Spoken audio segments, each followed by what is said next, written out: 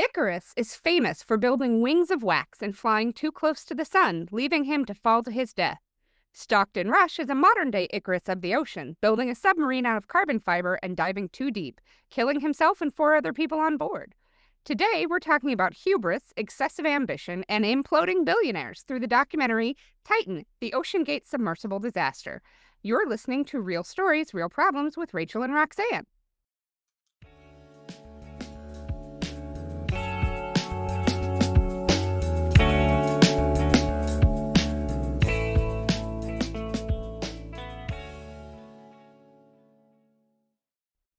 Hi, Rachel. How are you today? I'm good. How are you, Roxanne? I was watching this documentary today and I was shaking my head through the whole damn thing. And I just kept shouting at the screen, "What are you thinking, you stupid, stupid man?" And it would be funny if it hadn't resulted in so much tragedy and so much corruption. Oh, it was just awful. Yeah, I have been dancing and excited about this documentary coming out because I wanted to know all the things about Oh, this yeah. situation, what caused it, what led up to it, why did this happen? And this documentary did not disappoint. It gave me No. every piece of information I could ever possibly want. Um, Yeah, your notes, I think these are the longest notes you've ever sent me in 26 episodes. I was like, wow, 2 pages? Oh, yeah, I know this you was were excited about this last week. After we wrapped up, you've been looking forward to this for a whole week. I have been, and Mhm. I will say I was a little bit sad at how intellectual this documentary was and how little it leaned into the imploding, self-imploding billionaire kind of side of things. Imploding billionaires. Yeah. But I love anything. If you're going to give me a ton of details and a ton of information, I am all in for that. So 10 out of 10. I was very excited about this. And Oh, absolutely. this is the newest documentary we've ever done because this came out on Yes. June 11th. As of today, it is June 17th. So it hasn't even been a week. Um, but yeah, so this was released less than a week ago. And I guess for what's going on in 2025 for listeners in the I mean, future, what could possibly be going on? um, Mhm. we've very recently were the No Kings protest at the same Yep. time as the military parade for Donald Trump. Right. ICE raids have been getting worse and worse. They just this morning kidnapped a New York City mayoral candidate. ICE just walked in and took him and wandered away. It was all on video. It was horrifying. I And did not know that. I was at the store all day. Lovely. Okay. We'll have to look that up after we wrap. and then the war in Israel and Palestine and Iran is heating up. Yep. So we will see what happens with that. But yeah, so that's what's going on this year. And in fact, this week, as of this, Yeah, that was real recent. Mhm. um, but so essentially, this documentary for people who don't remember, in 2023, Stockton Rush, who is a billionaire engineer, inventor, like CEO of a company, had been working to build a submarine that could take people down to see the wreckage of the Titanic. He wanted to be able to do this as a, you know, paying passengers, people who are willing to pay 6 figures to go down and see the wreck of the Titanic. That's what he was looking to do. He wanted to turn a profit on this.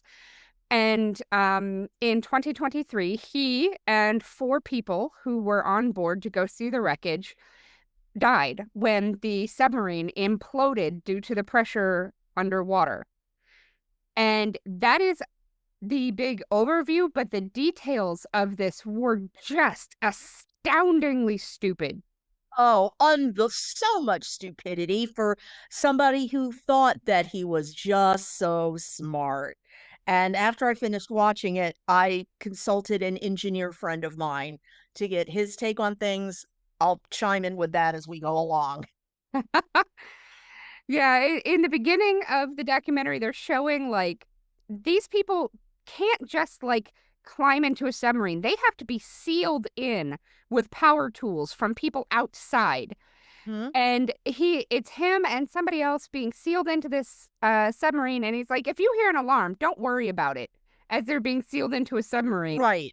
Um, Yeah, exactly. and at that point, I would have started hyperventilating and trying to rip my face off. There's no way you're locking me into a tube and then being like, just ignore the safety alarms. That's fine.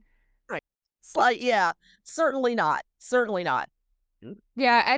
So this documentary talked to a bunch of people who had worked for and with Stockton Rush as part of OceanGate. And one of them had nice things to say about him. Literally, everybody else hated this dude and thought he was just awful and ignoring safety regulations and making stupid decisions. And they started with like the first person that we met from this whole thing was Emily Hammermeister, who was Yeah. a former intern and went on to become an engineer and then got slated to be a submarine pilot at one point. Hmm. Um, and she said she knew immediately when she saw the news of a missing submarine that it was Ocean Gate.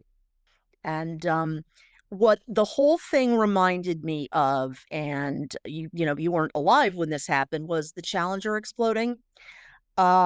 Because I saw a documentary about that, and the engineers were saying the same thing.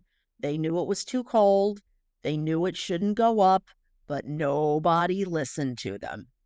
And as we get further on explaining what happened to OceanGate, then you'll, yeah, people will understand that. But I thought of that through the whole thing. It was just the Challenger blew up because of one O-ring that didn't deal well in freezing temperatures. And it was in January of 86 that it went up and exploded. And it was because of that one tiny O-ring.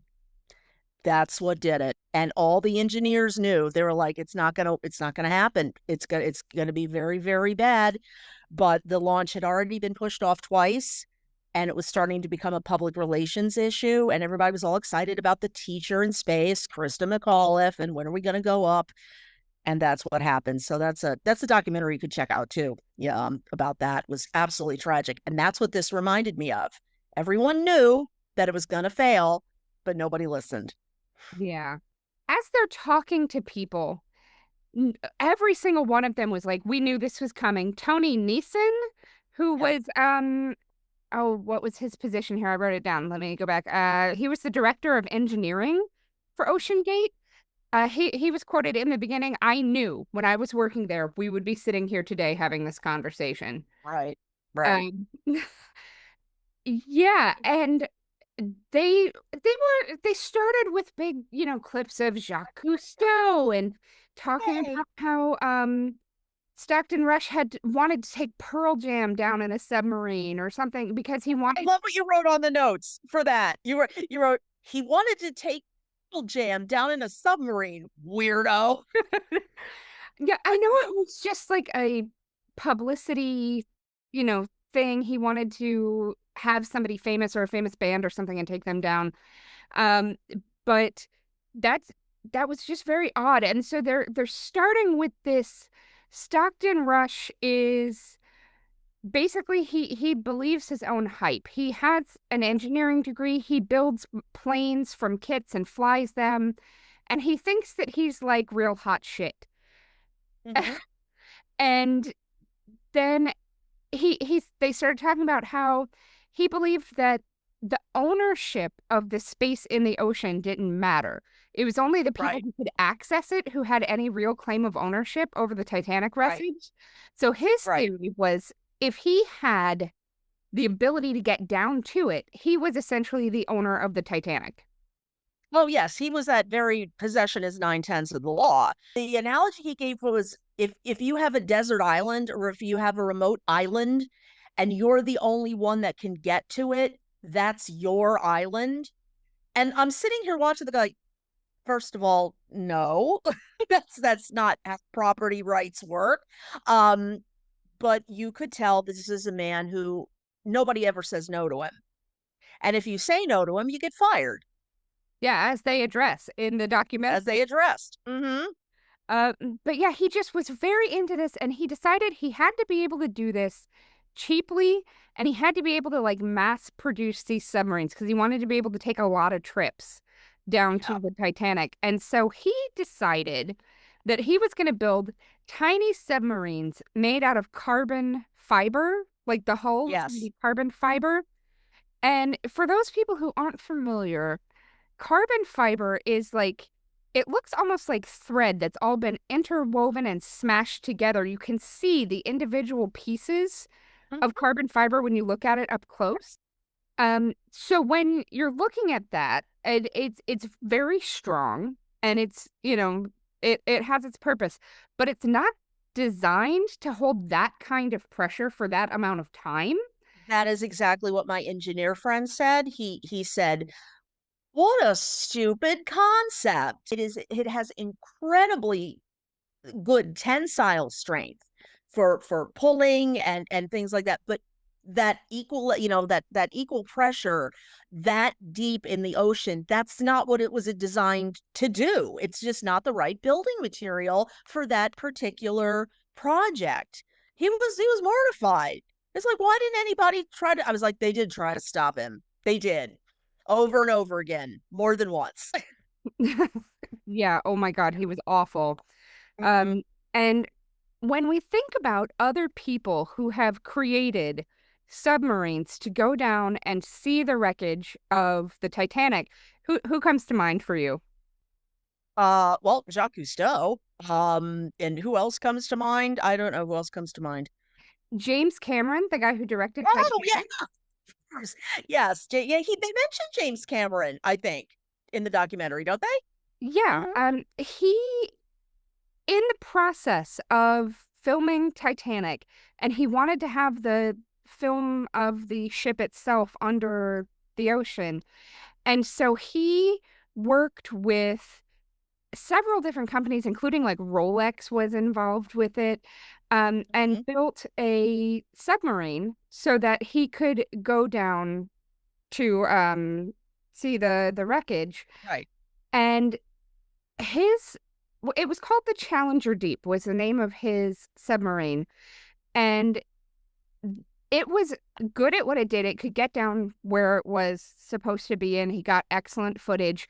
But this was a machine that cost many millions of dollars to create, and it went through significant testing, and it could hold like one person. It was not designed to take like a tour group of people. Exactly, exactly. Was that the footage in the opening credits of the movie? What he Yes. had filmed down there? Yeah, that was Yeah. his. Um, and like I'm trying to look up the exact amount that he paid for his submarine. Let me see. Challenger Deep. It cost him $10 million to create Wow. this submarine, this one person submarine that was used to get footage for a movie. Um, and he did it in such a way like it went through rigorous safety testing. It was made out of the best materials. He brought in the best engineers and from companies all over. He really did it right. And Stockton Rush did not Right. give any thought to doing that. um, every time any Mhm. engineer was like, hey, this is maybe not a good idea. We should try this or we should use this material. He was like, no, you don't understand my vision. You're fired. Get out. Right, and the vast number of engineers that quit because they didn't want anything to do with the liability and the conscience on their conscience of people dying and taking their lives into their hands. And through the whole thing, I couldn't help but think that this is pretty much what you deserve when you try to make money on one of the most disastrous, tragic shipping incidences in modern history. I mean, really, this isn't like diving for pirate gold. I mean, sure, there's movies about the Titanic and documentaries about it, and technically, sure, people are paying, but they're not paying to go and see the graveyard. It's like having a gift shop at Auschwitz. That's what I kept thinking through the whole thing. Mhm. Yeah, and it became obvious as they were explaining in the documentary that he knew this was not safe and he was cutting corners and avoiding regulations. And he talked about he operated his business. His flag was out of the Bahamas, and that he did all of his dives off of a island in Newfoundland in Canada Mhm. Mhm. so that he could avoid US regulations because he did not want Right. anybody involved in judging his stuff. Um, and then when they talked to him about, this is in violation of a lot of stuff in the US, like this is not going to fly. You can't charge people money to come down on this thing. He was like, well, if something goes wrong, I will buy a senator because that's what I do. That's right. I'll buy a congressman. Casually, I'll buy a congressman and he'll make it go away. And I believe that was during the hearing, right? That was part of the testimony that the head of the engineering department was saying. And the not the judge, but whoever's in charge of the hearing, said, "Is that what he said?" You know? And there's this guy under oath, said, "It's what he said. I'll buy a congressman." It was just vile, and, like, I actually wrote down the quote, from Matt McCoy, who said, "During my time there, and I'm not sure exactly when it dawned on me, but, the business model didn't start to make sense to me. We didn't have an income stream." He said they were gonna flag the Titan in the Bahamas and launch out of Canada so that it wouldn't fall under US jurisdiction, but that if the Coast Guard became a problem, that he would buy himself a congressman and make it go away. So, like, he was very vocal telling people these things, explaining why he was skirting the law. And Mhm. like, he just was such a dick about everything. It's like, not only was he doing these underhanded things, he didn't bother to hide it. He was bragging about it. I have the power and I have the money to make safety regulations go away. And like, shortly Wow. after that, they mentioned that he had been a mediocre student. He had an engineering degree, but he was like a C student. And Mhm. his wife is a descendant of Isidore and Ida Strauss, both of whom died on the Titanic. And Yeah, that so, like, interesting. they're tying together these threads of kind of why he would think this is okay because he doesn't really understand engineering because he just barely passed his way through it, and why Right. he would want to go see the Titanic. He has these personal connections to it, and he knows the popularity of it. And so they're slowly kind of weaving this story of Stockton Rush as they're going through this documentary. Um, but he knew everything he was doing. Like, they refused to use the word passenger.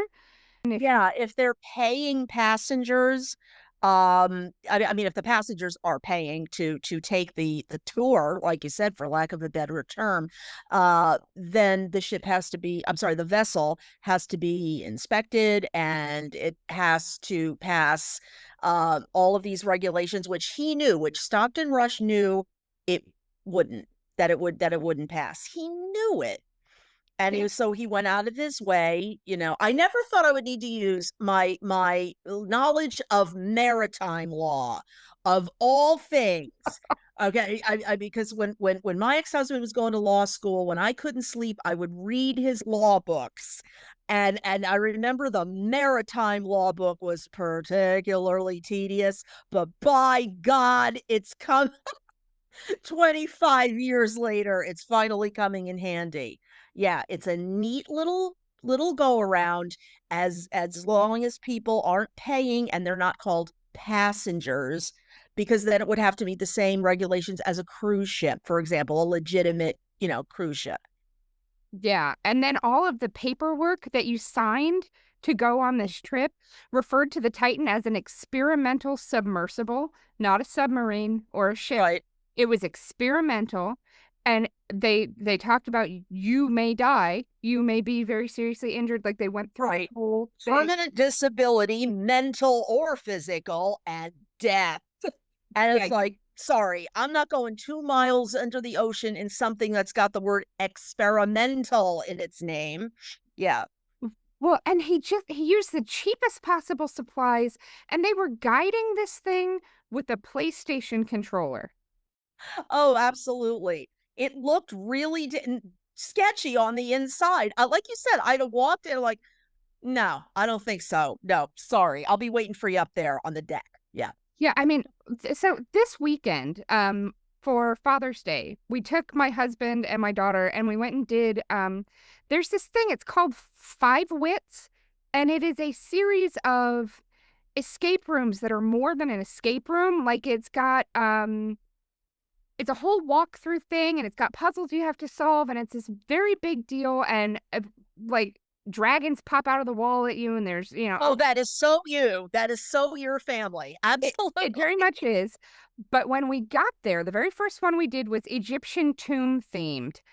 And they give you these flashlights as you walk in, and you come into this dark room and you're looking around with your flashlights.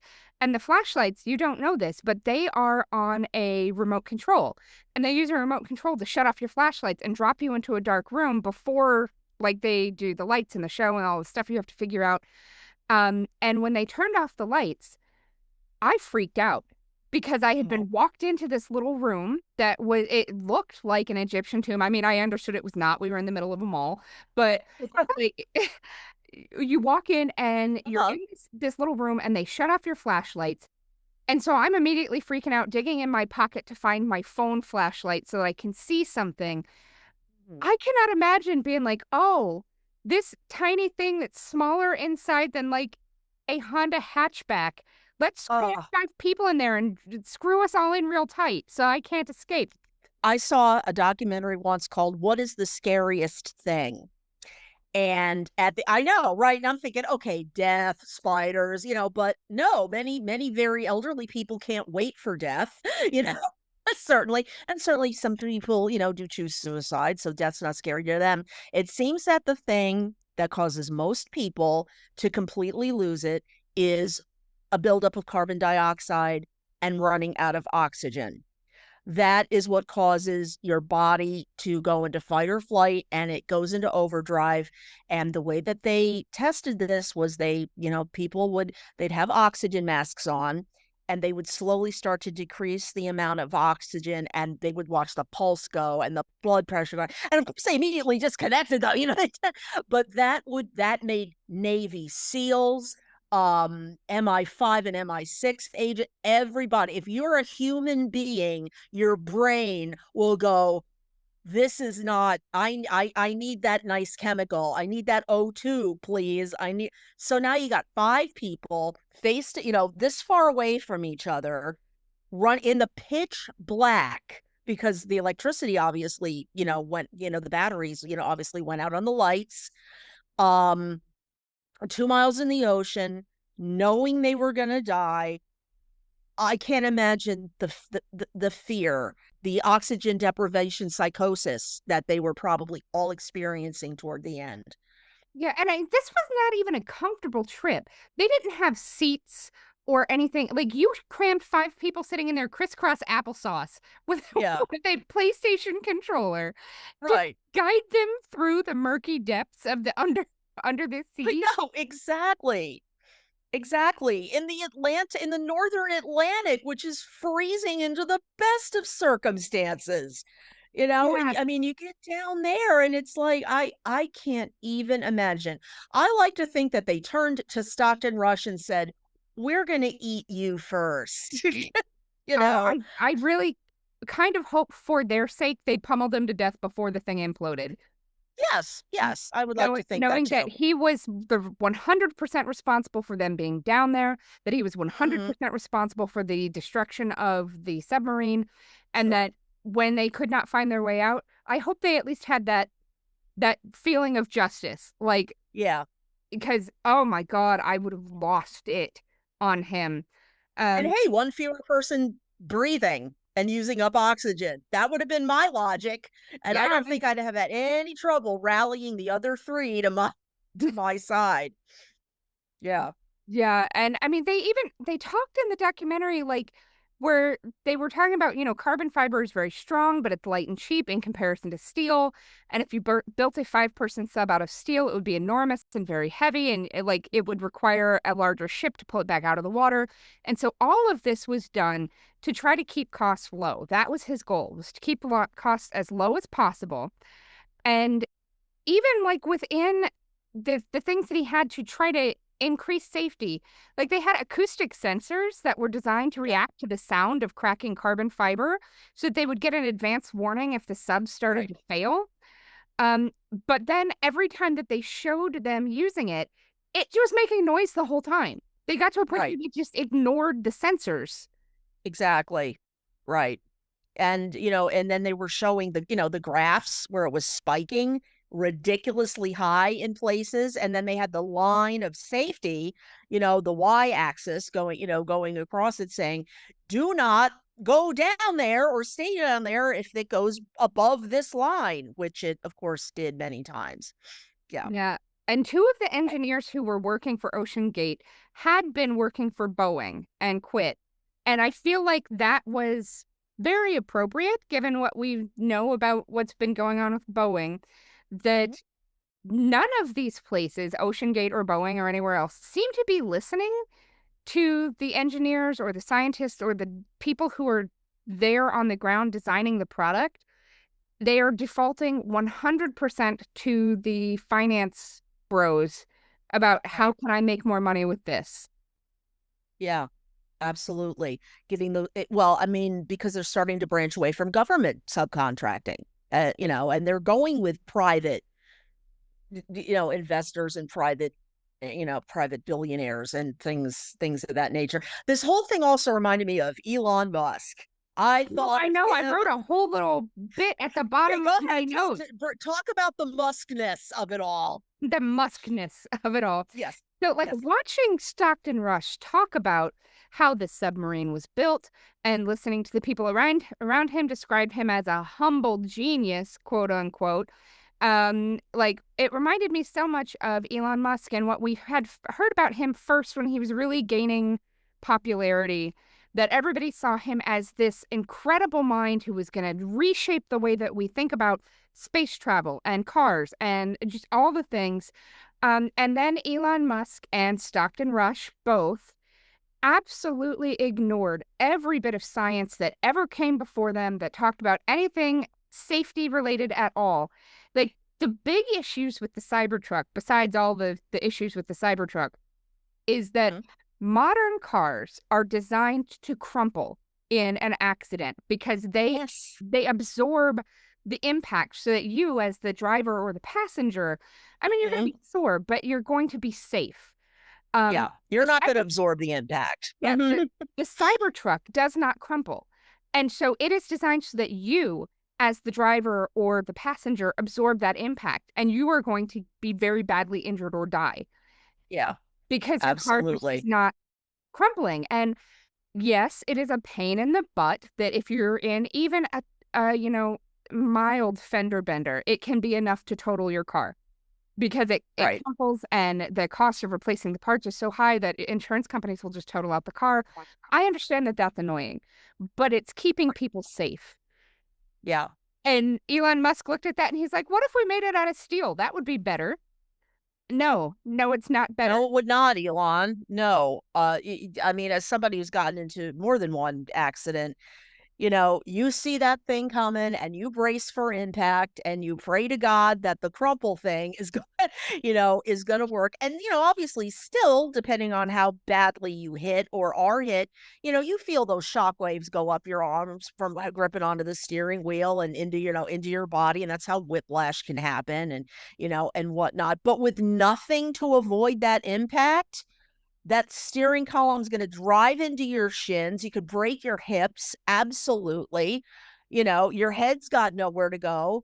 You could easily break your neck. I mean, mild whiplash is very painful, but at least you can still walk, you know? Yeah. And then Stockton Rush did the exact opposite, where he should have been using steel. And he was like, but Mhm. carbon fiber is so much cheaper and lighter and easier to use. How can we make that work? Instead of the safe Can't.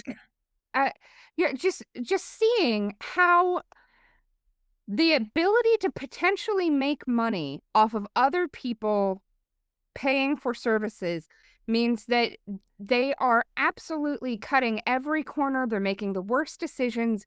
And neither of these men have given even the slightest bit of thought to the fact that scientists have come before them and designed Right. submarines and cars and trucks and spaceships and things that were designed the way they were designed for a reason, and they cost the amount they cost for a reason.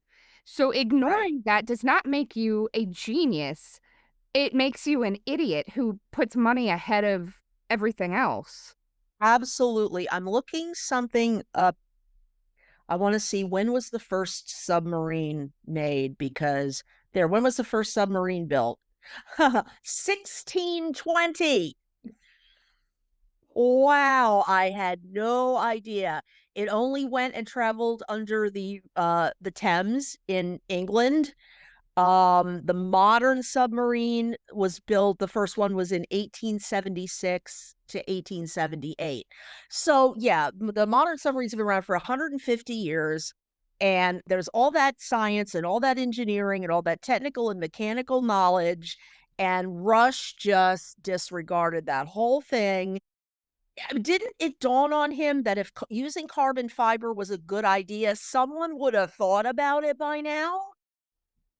It's just not the right tool for the job. I mean, we can talk about my dad's undead face. If my dad came back to life and I told him this, he would just be like, "That is the dumbest damn thing," and then he'd just die again.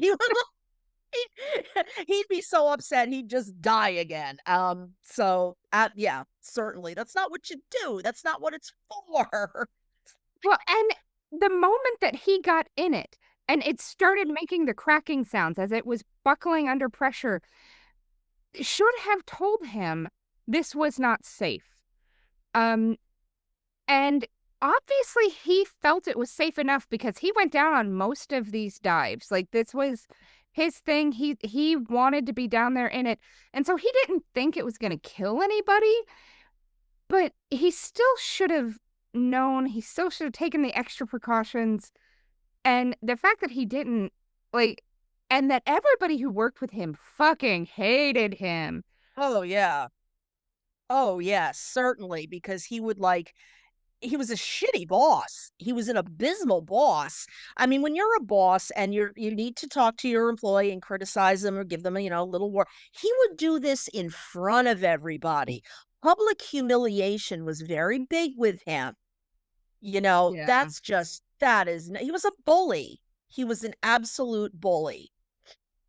Yeah, and then the director of engineering for OceanGate, I made a note, that when he was testifying to the U.S. Marine uh board that was hearing all of this testimony, that I wrote down the director of engineering for OceanGate threw Stockton Rush under the bus so hard he would have been crushed to death if he hadn't already imploded. Well, that's macabre. He had no fucks left to give, and he No. hated Stockton Rush because he was the whistleblower. He was the one who reported them. And Right. then Stockton Rush, rather than saying, okay, let me repair things, let me make things safer, he said, you know what? I will gladly spend $50,000 to destroy your life. That's perfectly fine. I have that money. And Mhm. that was his approach to being Right. told you were putting people in danger. He was like, I bet you I can fuck up your life. Oh, yeah. What was it? I'll spend $50,000 to ruin somebody's life. It was something that he just it was just disposable. They were uninsured through this whole thing. What the actual fuck? I had to pause it and gasp because as a licensed insurance agent, I I know that sometimes people sell you insurance you don't need, and sometimes it feels like, it's too much, too expensive, whatever. But this is something that as a company who's putting people's lives on the line, like you need to be insured. But he wouldn't get insurance because nobody would cover him because Right. equipment was so dangerous. It was not safe. Not even Lloyd's Right. of London. Oh my goodness. Now, do you I wasn't able to find this out. Did any of those families bring wrongful death suits for that to the company? I am almost certain that they did, but I they are figured that. still in the process of whatever is Well, going on that's with them. true. Yeah, the litigation wouldn't even have yeah, of course not.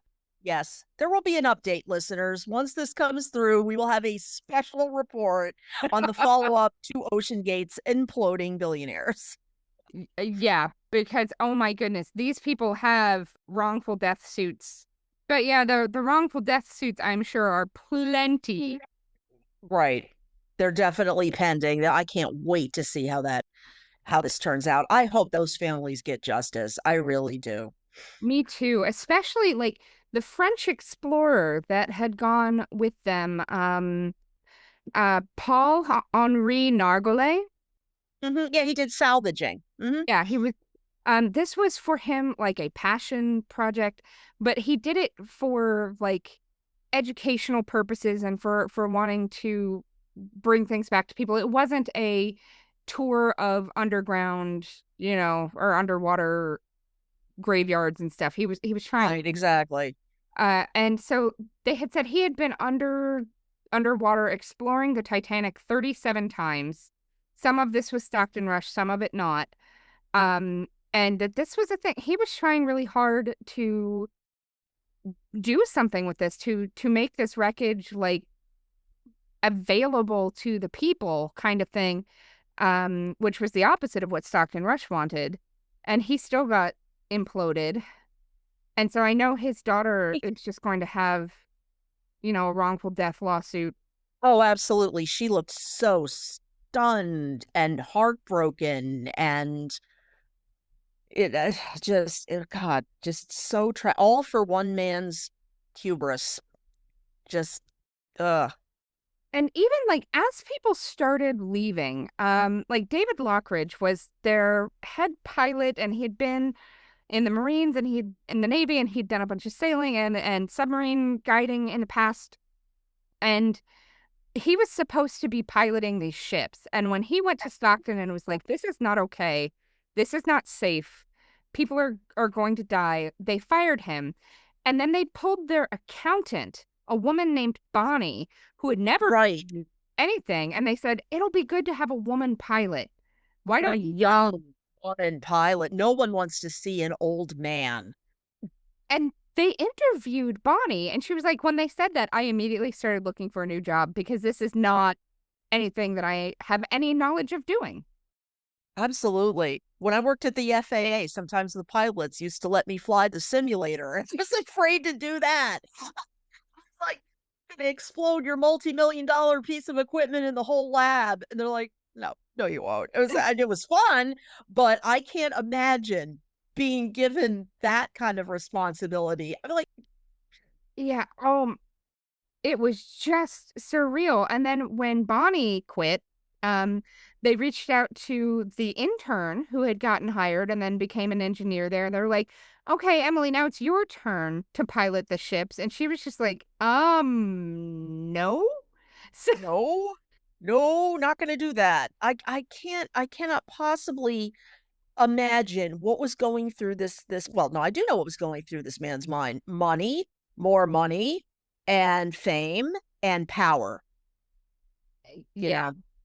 And even when they asked Neeson, and Mhm. they said, "Do you think Stockton understood the risk he was taking?" He said, "No. He understood the science behind it, that he did not seem to understand the risk associated with this, diving." Right. Sure. And after he said that, they showed a clip of what was the Ocean Gate Titan did 82 total dives. And so they showed clips of it on its 80th dive, and where you could hear the sensor, and that Right. thing sounded like microwave popcorn with it was Oh, popping. You could hear all the carbon fiber hull cracking continuously under the water pressure. And at no point when in listening to this did Stockton Rush ever say, no, maybe we should not take this ship down again. Right. Yeah. Yeah, it was terrible. And even like at some one point they showed him that they had found a crack in the hull. Tony and Eason showed him and was like, "Hey, look, there's a crack here in the hull. We can't keep using this ship." And Stockton Rush was such a whiny bitch that he fired him for finding the crack in the hull. Yeah. Exactly. Yeah. I love that. He's such a whiny bitch. Yeah. Like, Certainly. Tony did Yeah. exactly what he was supposed to do. He wrote a report and said, "Hey, here's this problem. Let me tell you all Mhm. about this problem so that we can fix it." And he got fired for that. That's like, let's fire all the safety inspectors because they're just going to drag us down. Yeah. Yeah. But even like when Lockridge was a whistleblower, when he blew the whistle against Stockton Rush, and Stockton Rush was like, "Hey, I'm gonna, spend my money to ruin your life." He tried to have that guy's green card taken away because That's right. Absolutely. And isn't he the one that said he's such a wanker? yeah, And he goes, is wanker a good word in the US? And I'm like, yes, yeah, we get it. we get it. He's a wanker. But yeah, so they weren't just trying to like smooth this over. They were trying to destroy the people who were Yeah. stopping them from making these horrible decisions. Right. Exactly. And And the whistleblower, I mean, they said, we can't protect you from retaliation. We're not the witness protection agency. It, so this guy really took a huge personal risk in doing this, yeah, you and know? then Emily, the woman that they had been the intern and then an engineer, and then they asked her to become a pilot and take on like real responsibilities beyond interning. And she asked them for a raise, and they said no. It was a lateral move. This is a lateral transfer. Right, exactly. Except that it absolutely was not. And Oh, no. she even said, they did this in 2020 because they knew that jobs were, or 2021, they knew that jobs were scarce and that she wasn't going to be able to find something if she quit. So they just said, "No, you don't get any more money. Here's all the extra stuff you have to do. Here's all the extra danger you have to put yourself in for the same pay." Sure, exactly. I guarantee you they didn't even raise her life insurance, Oh, yeah. benefit payout. Certainly not. And then, Oh my God. The whole thing was just so unbelievable. For almost 2 hours, I sat there and watched that. And I'm like, this just gets stupider and stupider. Ugh. yeah, and then they interviewed Paul McDevitt, who was a investigator for OSHA. And he had been the one that had been handed this case, and he wasn't doing anything with it. And when they asked him why, he said, "I have 11 cases older than this one that still need Right, work." right. He was horrifically overburdened, and of Which is course, alarming in of itself, you know. yeah. And of course, in, sitting here in 2025 having this conversation, knowing that all of the OSHA funding has been cut, all the FDA funding has been cut, so all of these investigators who were there may have been fired, certainly don't have any more money if they were not fired. Um, it makes me concerned about the general safety of everything, not just billionaire submarines. Because really, how often do we encounter billionaire submarines in our daily life? But sure, you know that if this kind of oversight is going on here, it's going on everywhere. Yeah. And then he even he reached out to CBS and invited David Pogue, who is a CBS anchor, to Right. come on a ride in hopes of getting some decent press and a story out of this. And while he was there, they explained to him that they have several, safety precautions in place, including what they call a rule of three, which if when they're going out, if they find three errors or defects or problems of any kind, they cancel the dive. Hmm. And he even said, there were 25 opportunities in a given summer because you had to go down in the summer. Because if this thing Yeah. got too cold, it broke. Um, Right. that there were 25 opportunities to go down in a summer, and they went down 9 of 25 times because weather and other things just made it impossible. Mm.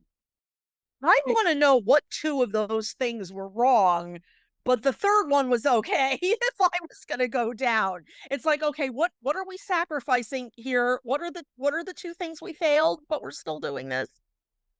Yeah. And in listening to David Pogue explain all of this, they were only able to go down 9 times. And, going into this was not a viable business for him because he had so little control and so little ability to bring people down to this thing. They were so small. It's not like he was loading up the magic school bus to take it under the ocean. Yeah. Um, Right. so with him as a pilot or somebody else as a pilot, he could bring 4 billionaires essentially Hmm. on any given trip. If he could do this safely, maybe 9 times in a summer, and they said he was charging between $100 and $150,000 a trip. Right. So he was making $500,000 a dive. It goes down 9 times. That's $4.5 million in a Hmm. given year. Right. There's no way that that money would cover the sub and all the pay stubs or paychecks for people that were doing all the work. And like, Right. Right. even in its best, it was not going to be financially viable. And to know that he went ahead and kept doing it and kept pushing for it and kept going until he imploded himself and 4 other people, despite the Mhm. fact that it was never going to be what he wanted it to be. It was hardly a cash cow. It Yeah. was all about, like I said, the pride, his arrogance and narcissism and feeling invulnerable. And he actually said that when he said it is he didn't say it was unsinkable. What was Oh, the term? oh yeah, because Yeah. they said when they were talking to him, David Pogue was talking to him, and he said, they said that the Titanic was unsinkable too. And he goes, yeah, I know, but we really are. Yeah, he goes, "That's right." And I'm like, The irony, I think, of the situation was lost on him. yeah. Yeah. And I did make a note towards the end of my notes document. They are taking their sweet time getting to the implosion in this documentary. Yeah, yeah, exactly. Yeah, Um, oh. because you go through the full hour and a half and you get to the Mhm. end and they don't start talking about the actual implosion of the Titan until like 9 minutes from the end of the documentary. Right, yeah, they talked more about it at the beginning than they did at the end. Yeah, I would have liked more of the gory details, um, just to prove what a complete dickhead this guy was. Yeah, and they talked about how he began to essentially identify himself with OceanGate, and he could not Yeah, separate himself from the company. So any criticism of or judgment of this, submarine was a judgment on him, and he created a toxic work culture where he could accept no criticism, and eventually that killed people, and it killed him. When they got to the end and they started talking about the final couple of dives, on the 81st dive, they went down and they could hear that the carbon fiber hull was breaking, and he was told it was not safe to go back down, and he did it anyway. And then they talked to an influencer whose name I don't remember, who had been invited to go down because then he would make videos about it and put it all, on YouTube and whatnot. And he had said that they weren't able to dive. The weather was such that they weren't able to dive. And he looks back at that moment as he nearly died because if the weather had been any better, he would not, he would have been in it oh, the next time it went down. absolutely, and you could tell that this young man is racked with survivor's guilt. Yeah. Oh, he was sobbing in He this was documentary. sobbing and, oh, what a terrible thing to realize that you were that close.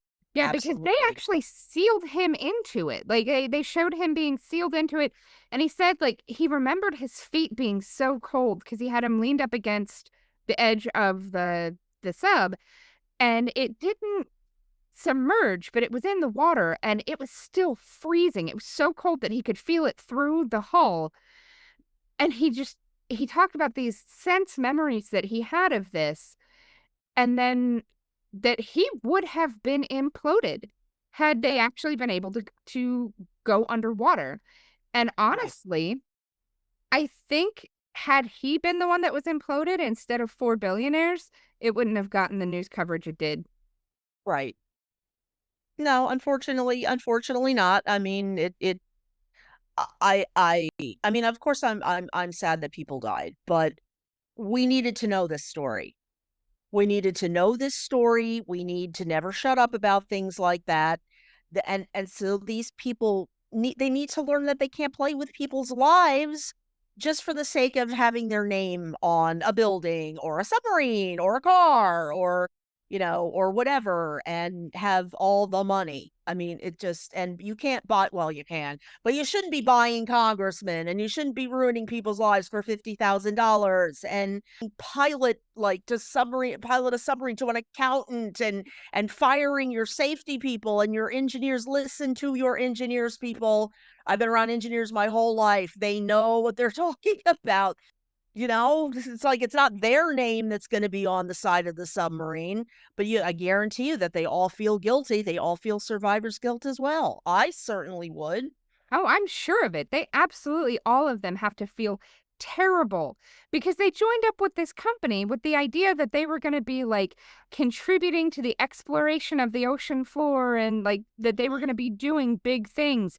And they got there and it was just this sleazy cash grab Yeah. with no safety concerns and no like it just was an Yeah. awful situation. And every single one of them told their story about how this was a horrible experience for them. Yeah. And then they talked about when the sub imploded. It was Stockton Rush, a British business mogul named Hamish Harding, the French explorer Paul-Henri Nargeolet, and a father-son business uh team like Shahzado Dawood and his son Suleiman Dawood that Mhm. and they were all the ones that were on board. This was hugely wealthy people. And when this sub disappeared, because it didn't implode right away, Oh it no. they lost track of it. They couldn't find it underwater, and it wasn't surfacing. And so they reached out to like the Coast Guard, and they were trying to track these people down. They were searching an area they said was twice the size of Connecticut. They Yeah. had 3 C-130 planes that were sent out to search by the Pentagon. They invested a ton of money into this, and early in the search, there was a recording of a very loud sound from under the water, and everybody kind of knew what that sound was, that they had recorded the implosion of Yeah. the submarine. Yeah. Um, but they still kept searching. And the whole time that they were talking about the search, I remember thinking, how many boats of immigrants did we see that were, you know, full of people that sank and they all drowned Yeah. Yeah. and nobody goes searching for them. We went searching and No. spent millions upon millions of dollars searching for billionaires we knew were dead, but we wouldn't go Right. search for survivors who were not billionaires. Of course. Of course not. They're expendable. It was so nice to watch this documentary and get all of the details behind it because this was such a surreal thing to watch Right. it live, like on the news and stuff when it was happening. And especially because I had not been keeping up with OceanGate. I did not know that they were like doing stuff and being out in the ocean and looking for the Titanic. The first that I had ever heard of them was when this, missing billionaires had happened, and then there was the implosion and all of that. So getting Right. to learn some of the backstory of this company was was nice. It kind of filled in some of the gaps that I had from the news that was not answering all of those questions at the time. Absolutely. I enjoyed learning about, this about a lot about Stockton Rush's background and the toxic work environment that he had. I mean, it sounds like dealing with this man was hell on so many levels, you Yeah. know? Jeez. And I mean, I have had my share of bosses over the years. I've had bosses who were terrible and listened to nothing that I said and just treated me badly. And then I've had bosses who were wonderful and deferred to me as the expert, and they hired me for a reason, so they let me do my thing, and I do what I do very well. And you do your thing very well. Yes. And so, that had he been a different type of boss, had he been someone that hired the very best possible engineers and said, "Here you go, make it happen," it, he would still be alive today, trying to take Yes. people down to see the Titanic again. Right. Right. Absolutely. But no, cut corners here. I can't even. I'm so done.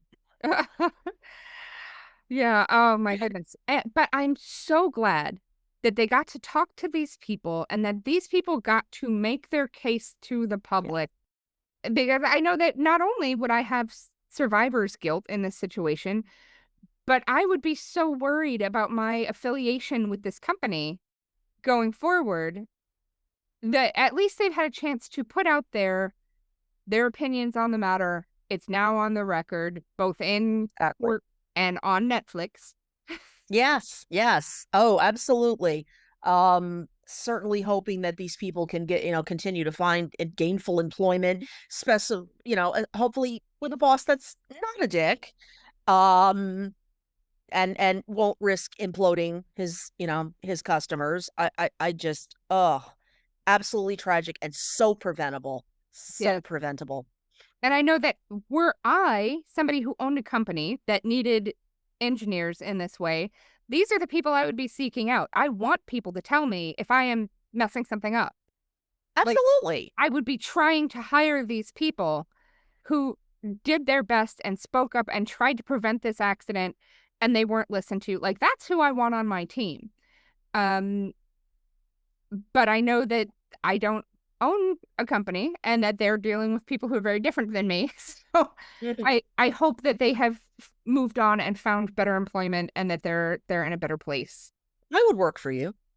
Yeah, I would be an excellent boss. Yes, you would. Absolutely. You're very understanding. There you go. Listeners, come and work for Rachel. She's awesome. But thanks for listening to Real Stories, Real Problems with your hosts, Rachel and Roxanne. We hope you enjoyed our deep dive into hubris, excessive ambition, and the importance of the regulatory system in Titan, the OceanGate submersible disaster. Join us again next week for a glimpse into another financial problem and a documentary all about it. If you enjoyed our show today, please remember to like, subscribe, and leave us a review on your podcast app. Thanks for listening. See you again next week. Bye for now.